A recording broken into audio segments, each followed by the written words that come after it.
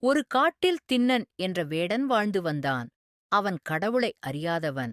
ஆனால் உண்மையான அன்பு கொண்டவன். ஒருநாள் காட்டில் வேட்டையாடும்போது அவன் ஒரு சிவலிங்கத்தைக் கண்டான். அது பசி, தாகம் கொண்டு இருக்கும் என நினைத்தான். அதனால் திண்ணன் தான் வேட்டையாடிய இறைச்சியை சிவலிங்கத்திற்குப் படைத்தான். தன் வாயால் நீர் கொண்டு வந்து அபிஷேகம் செய்தான்.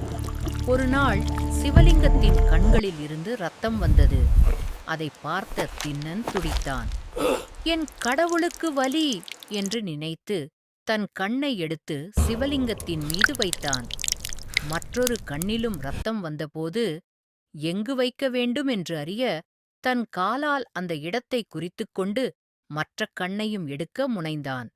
அந்த நொடியில் சிவபெருமான் தோன்றி, நீ என் உண்மையான பக்தன் என்று சொல்லி அவனைக் கண்ணப்பர் என அருளினார்.